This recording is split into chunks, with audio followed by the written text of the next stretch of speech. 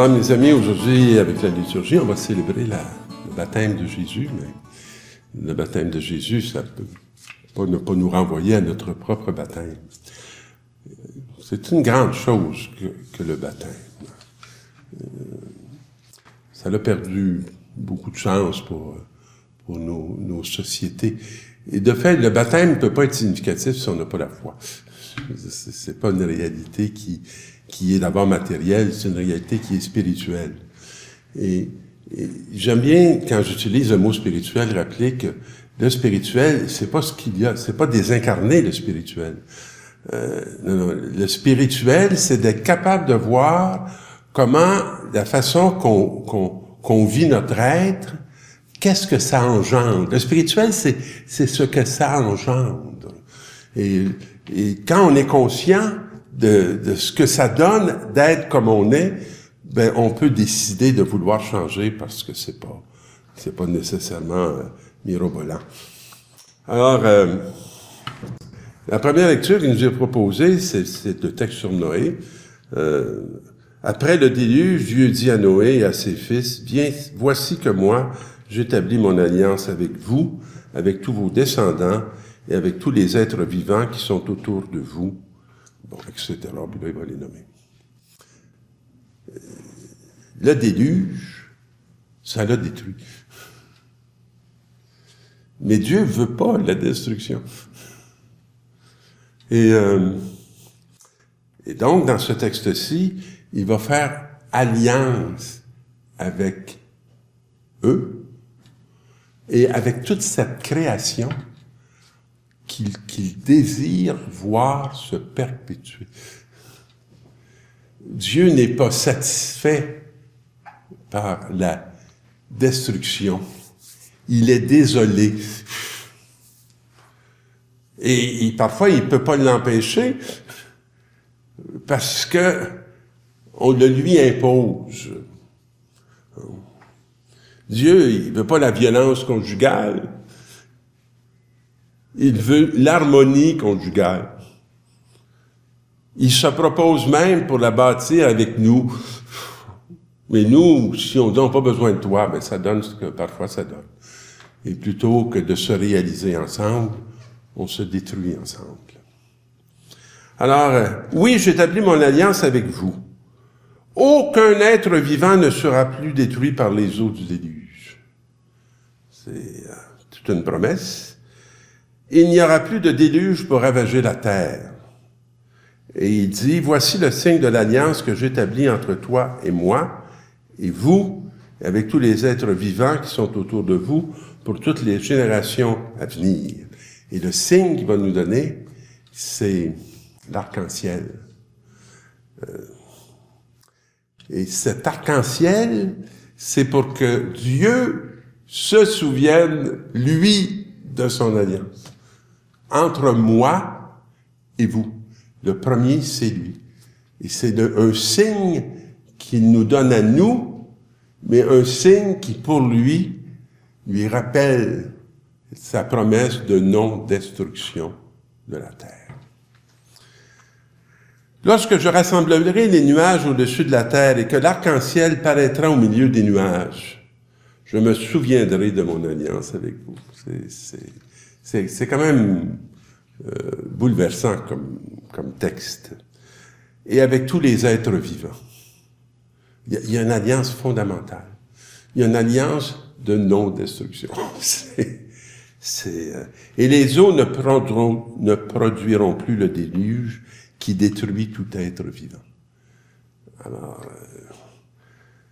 et donc, Paul, lui, va, dans le texte qui va nous être proposé, va nous dire, « Frère, le Christ est mort pour les péchés une fois pour toutes. » Bon, ça veut dire, c'est réglé, ça. C'est un peu de mots, là. C'est réglé. Lui, le juste, il est mort pour les coupables afin de vous introduire devant Dieu. Alors, il l'a fait. Il l'a fait. Dans sa chair, il a été mis à mort. Dans l'esprit, il a été rendu à la vie. Alors, voyez-vous la double dynamique.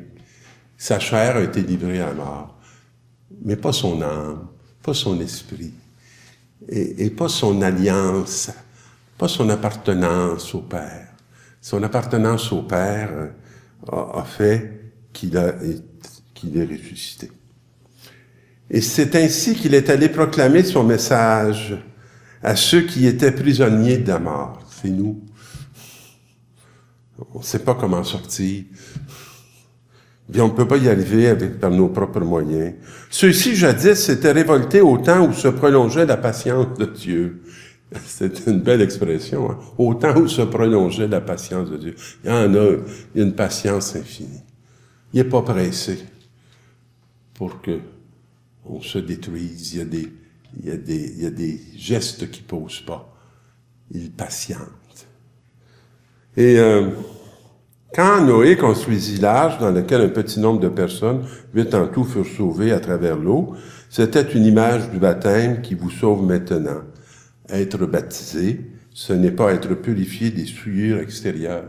Et ça, là, ça va à peine de méditer sur le baptême, c'est pas qu'on est purifié de souillures extérieures, mais, écoutez bien, mais, s'engager envers Dieu avec une conscience droite. C'est pas un geste magique, hein. C'est de s'engager envers Dieu avec une conscience droite et participer ainsi à la résurrection de Jésus-Christ qui est monté au ciel. C'est une participation à la résurrection.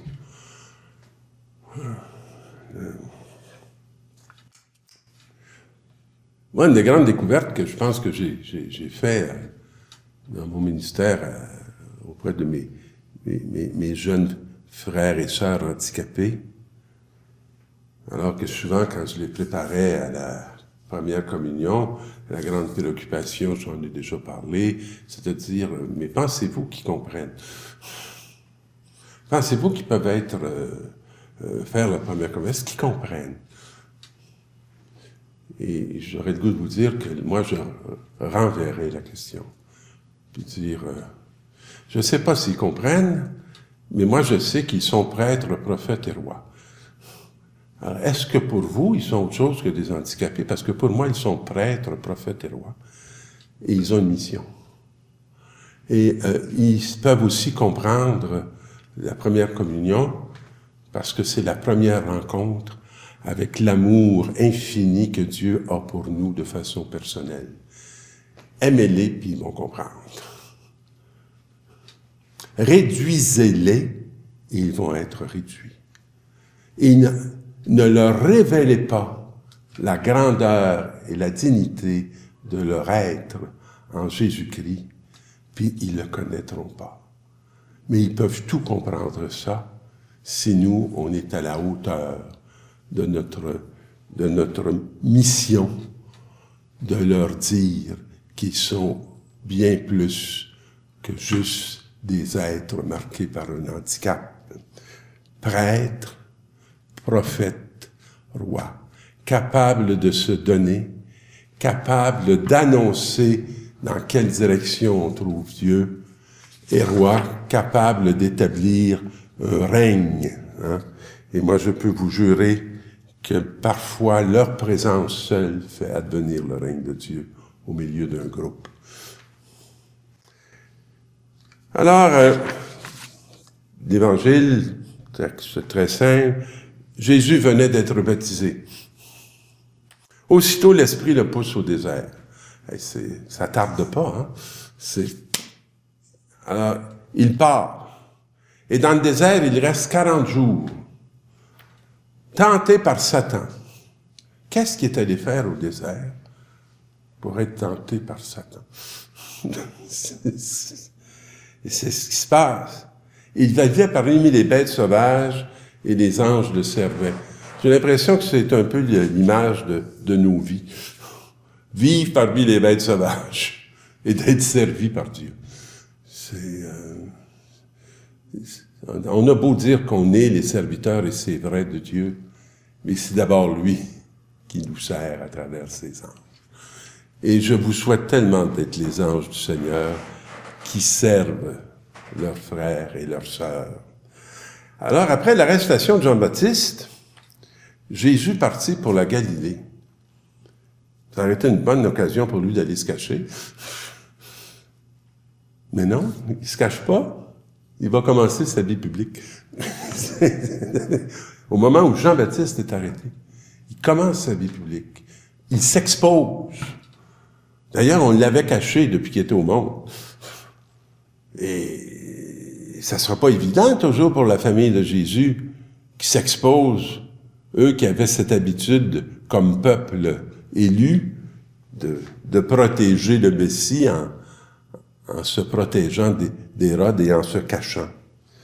Et il partait pour la Galilée proclamer la bonne nouvelle de Dieu. Il disait, les temps sont accomplis. Vous savez, c'est pas la même chose que, bon, ben là, c'est fini, mon cousin est mort, lui qui était un bon gars, puis qui m'annonçait, puis on lui a coupé la tête, puis bon, ben c'est fini, là, qu'est-ce que vous voulez que je fasse? Je vais aller me cacher, puis je vais essayer de me soustraire à la violence des hommes. Non, il dit, c'est accompli. C'est vraiment différent de plus rien à faire.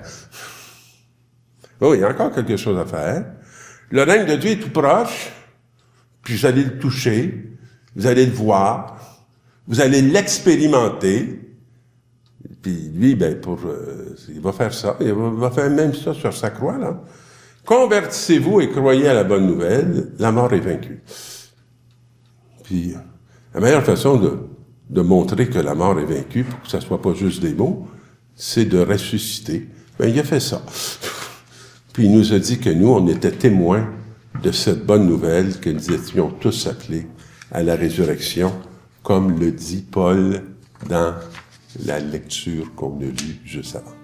Alors, mes amis, allez au bout de votre baptême, c'est étonnant où ça va nous conduire. Amen.